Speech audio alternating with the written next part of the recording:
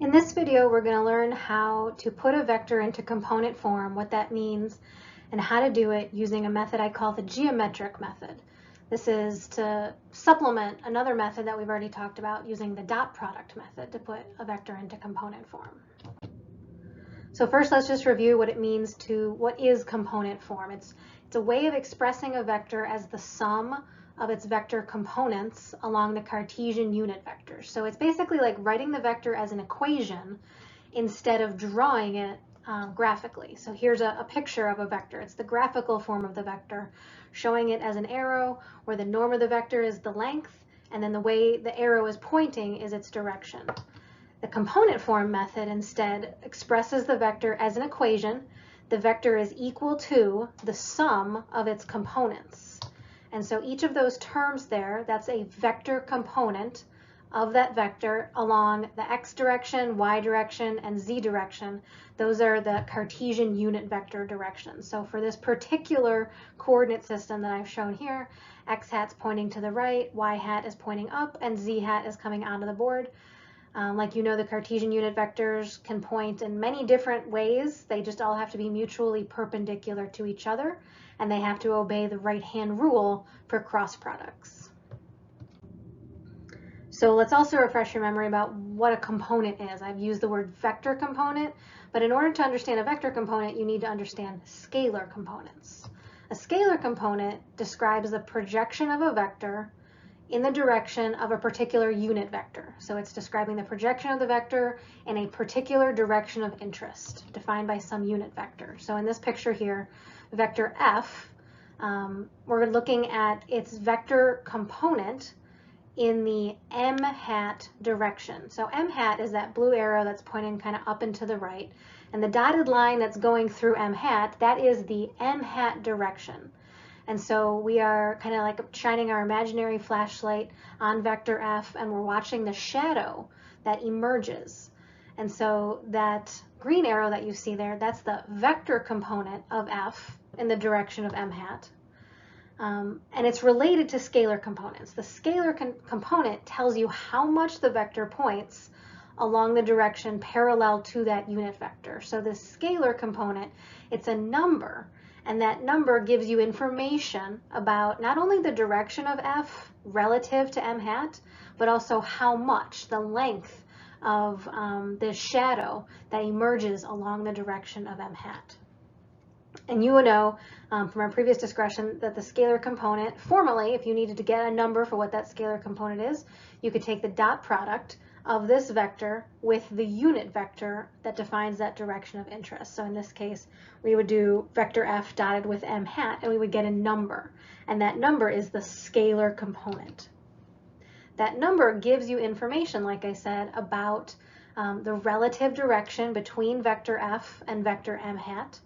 And it tells you about the length of that shadow or the length of that projection. So the scalar component will have an absolute value equal to the norm of the vector component. So the length of that green arrow is equal to the absolute value of the scalar component. Now the scalar component, though, can be positive or negative or zero. If the scalar component is positive, that means that vector f and vector m hat are pointing in the same general direction.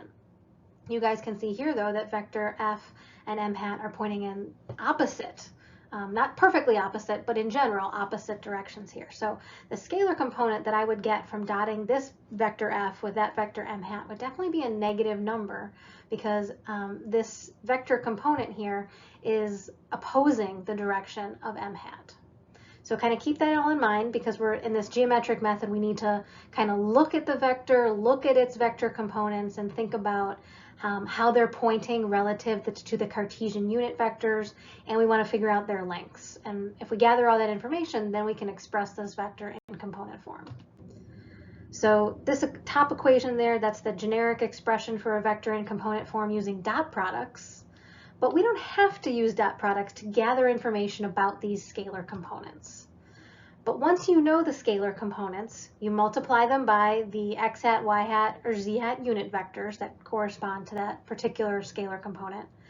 Then you add up those terms. So you take your scalar components, You get vector components, you add all those vector components together, you place them tip to tail if you're doing graphical vector addition, and the resultant is the vector that you were trying to put into component form. So this vector A here in this example is the resultant of the sum of its vector components. So kind of keep that in mind. We need to get these vector components, we need to describe their lengths and their directions, we need to add them up, and that's how we get vector A in component form. So this method that I'm going to teach you here, I call it the geometric method, and it is just providing you another way of putting the vector in component form, and sometimes this is the fastest way to put a vector into component form. So if you answer yes to these 3 questions that I have here, then this might be your preferred method of putting vectors into component form. If you can visualize the vector components in a picture, or if you know information about them from like a description that was given to you in words, then this might be a good method to put that vector into component form. Also, maybe you were not told the norm of the vector or directly told the angles that it makes with all of the Cartesian unit vectors. In that case, then this method might be the best way to put it into component form. And especially if you prefer geometry and trig instead of doing dot products, then this is definitely the preferred method of putting the vector into component form. So here is the list of steps on how to do this. So I'm gonna give you this list here, and then we're gonna do a bunch of examples to help you kind of see how to use this list. And sometimes you might not do exactly every single step on the list, but you'll get a feeling for how to use this list here. So first of all, obviously you need to know which vector you are putting into component form. So maybe you've been given a picture or a description of the vector. Gather any kind of information you have about the vector itself, and especially though its components along the particular Cartesian unit vector directions, which means you need to choose a coordinate system. So that means you need to choose a set of Cartesian unit vectors and know their directions. It helps if you can draw the unit vectors tail to tail with the vector, just so you can kind of visualize how the vector is pointing relative to these Cartesian unit vectors. The next thing that I typically do is I draw some dashed lines near the tip and the tail of the vector, and these would be parallel to the Cartesian unit vectors, because these dashed lines help my eye visualize the projection of the vector along those directions. So this is going to help me draw the vector components of the vector along the x hat, y hat, or z hat dimensions. My next goal is to use either trig or geometry, maybe both, to determine the lengths and the directions of these vector components along the Cartesian unit vector directions. So that's a step that's going to be a little bit different every time. After you've kind of visualized the vector components, now you need to determine the actual values of each scalar component. So just kind of remember here that the scalar component will have an absolute value that's equal to the norm of the vector component. So the absolute value of the scalar component is the length of the vector component of the direction that it's describing. After you have that, now you need to think about the directions of those vector components. If the vector component, like let's say in the x hat direction, points in the same direction as x hat, then the scalar component will be positive. If the vector component, let's say in the x hat direction, points opposite to x hat, then the scalar component will be negative. So with these 2 pieces of information, now you have the absolute value of the scalar component and whether it's going to be positive or negative. So once you've gotten all that information about all 3 dimensions in the Cartesian coordinate system, you just need to assemble that into an equation or an expression that shows the vector equal to the sum of its vector components. So let's do some examples to kind of understand how to actually, do all of these steps. So my first example here, I'm going to describe the vector in words. I'm not going to give you a picture. I'm just going to describe it, how the direction points in words. So a butterfly is flying 10 miles west, then it flies 3 miles south, and then it flies 0.25 miles above the plane of the ground. So kind of imagine it going like more up into the air, 0.25 miles. So the vector to describe this flight of the butterfly is called f, and we want to express f in component form. So in words, I've told you about the vector components of f. in each of the coordinate system's directions. So see here that x hat and y hat are defining like the plane of the ground. And so x hat is pointing east, y hat is pointing north, and z hat is pointing in the direction like that third dimension that's coming out of the plane of the ground. So just kind of keep that in mind here, and that's going to help us piece together the words that were in this problem statement to the vector components. So vector f is equal to the sum of its vector components. And I just write that down every single time. Now let's try to figure out each of these vector components, which means we need to get the scalar component first. So in the x hat direction, it told us that the butterfly flew 10 miles west. So west is opposite to x hat, which means that the scalar component of vector f in the x direction, that's the symbol f sub x, that has a value of negative 10 miles in this case. So once you have the scalar component, to get the vector component, you just multiply it by the x hat unit vector. And so now vector component, fx, is 10 miles x hat. So there's one vector component done. The next one, in the y direction, it said 3 miles south. Well, south is opposite to y hat. So that means that the scalar component is going to get a negative sign. And so that means that the vector component is now negative 3 miles y hat. So there's our vector component in the y direction. And then finally in the z direction, it said 0.25 miles like above the plane. So it's going up out of the plane of the ground. And so above the plane, that's in the same direction as z hat, which means that the scalar component in the z hat direction would be positive 0.25 miles. And so that means that the vector component in the z direction would be positive 0.25 miles z hat. And so now we have all of our information about the vector components. We just need to express it in the form of an equation. So there is vector f expressed in component form for this particular coordinate system. And there you go. No dot products required. Let's do another example. This time we're showing the vector as a picture. So notice that I don't necessarily know, without doing some math, I don't know the length of this vector p, and I don't know the angles that it's making with x hat, y hat, and z hat. I wasn't told any angles in this picture. So let's try to use the geometric method instead of doing a bunch of other work to figure out the length of p and the angles that it's making and then do dot products. So in this case, we have a clock. The minute hand of the clock goes from the 6th position to the 9th position.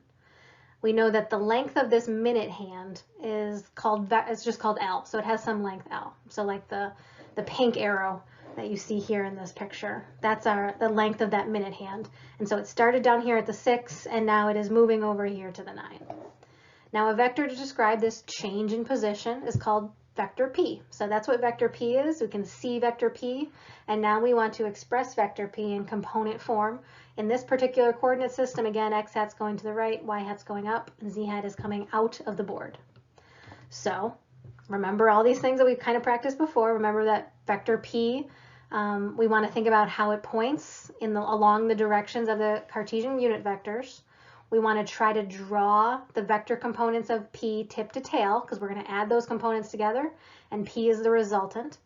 And we're going to think about what are the lengths of these vector components and how are they pointing. And we're going to assemble all that information and put it into an equation. So here's vector p. It's already drawn for us. I'm going to kind of bring down the unit vector directions just to kind of help my eye visualize how x hat and y hat point. I'm going to draw some dashed lines now to kind of define those directions, the vertical direction and the horizontal direction for this particular coordinate system. Now I want to draw the vector components of p. So there is the vector component of p in the x direction, and there's the vector component of p in the y direction. I've placed those two vectors tip to tail because I'm going to add them up, and vector p is the resultant. So that's why it is not tip to tail with px and py. All right, now I need to get the directions of these vector components, and I need the lengths of these vector components. So in the x direction, vector px, p sub x, that's the vector component in the x direction, it's pointing to the left, and it has a length of L because it's just going from like the center of that clock out to the 9 position on the clock. So it has a length of L and it's pointing to the left. So putting that all in to like an equation here. Now I know that the scalar component of p in the x direction is negative L, which means the vector component is negative L x hat. In the y direction, vector component py is pointing up. It also has a length of L because it's just going from the 6 up to the center of the clock, so it's still just a radius of the clock. It's still just the minute hand length of the clock. So up is the same as y hat, which means that the scalar component is positive and it has a value of L, which means that the vector component is positive L y hat. Now in the z direction, this vector p is on the plane of the board. It is not pointing into or out of the board, which makes it automatically perpendicular to z hat, which means that its scalar component is 0, which means that its vector component is the 0 vector, so it's 0 times z hat. So here's all of our information, and now we're going to put it into an equation. This is what I would write for vector p. It points negative L x hat, and it points positive L y hat, so vector p is negative L x hat plus L y hat. One more example. This one you might say to yourself, well, why wouldn't I use the dot product method? I'm given the norm of the vector, and I am given the angle that it's making there. So this one is just purely based on preference. You could very easily do the dot product method with this vector and get the exact same answer. So I'm just showing you another way of doing this. So there's our vector W. It has a magnitude of 100 newtons. It's exerted at an angle of 20 below the horizontal, and we're trying to put it into component form. So I like to redraw the vector. I'm kind of drawing the Cartesian unit vectors tail to tail with it, kind of not even really tail to tail, just kind of bringing them down there so my eye can visualize the components here. I draw some dotted lines to like define the x direction, like the x horizontal direction and the y vertical direction. Now I'm going to draw the vector components of vector W. Notice that those are tip to tail, and W is the resultant. So now we can write vector W as the sum of its vector components. And in order to get the lengths of those two vector components that you see there, we're going to need to use trig. So basically, if you like to do trig instead of dot products, this is why you would use this method. So maybe you're really fast at trig and this is the way you wanted to go. So in order to do trig, to figure out the lengths of these vector components, I'm going to need to draw the vector like a triangle, where the length of the vector W is the hypotenuse, and then the length of the x component is one leg, and then the length of the y component is another leg. And now I'm going to use trig in order to get the lengths of these two vector components. So the cosine of the angle of 20 degrees there would be the adjacent over the hypotenuse. So that means that the length of the x component of W is the norm of W times the cosine of 20. Plug in some numbers, and I got that the length of that side would be 94 newtons. Remember that the norm of W was 100, and then I just multiplied that by the cosine of 20. Now for the y component, I could do the sine of 20 is the norm of the y component divided by the norm of the vector W, because sine is opposite over hypotenuse. Solve for the y component, plug in some numbers, and I got that time, actually that shouldn't be negative, that should be a positive number. Can't be negative. This is positive 34.2 newtons. All right, and so now that we know the lengths of those two vectors, now we need to go back and think about their directions to get the full scalar component. So in the x direction, it's pointing to the right with a length of the norm of the x vector component. So that means it's going to be a positive scalar component. It's going to be positive 94 newtons. So the vector component is positive 94 newtons x hat. Now in the y direction, that y component is pointing down. So down with a length of 34.2 newtons. That means our scalar component is negative 34.2 newtons. And the vector component would be negative 34.2 newtons y hat. In the z direction, again, this vector is just on the plane of the board, so it doesn't point into or out of the board. It's perpendicular to something coming out of the board. And so that means that this vector has no z component. Its scalar component is 0. Its vector component is 0 times z hat, which is still just 0. It actually becomes a 0 vector in that case. So now we put all this information together and we express our vector as the sum of its components in the x, y, and z directions, We just plug in our numbers there, and this is my final answer for vector W expressed in component form. So there you go. You got 3 examples of how to use this geometric method to put the vectors into component form.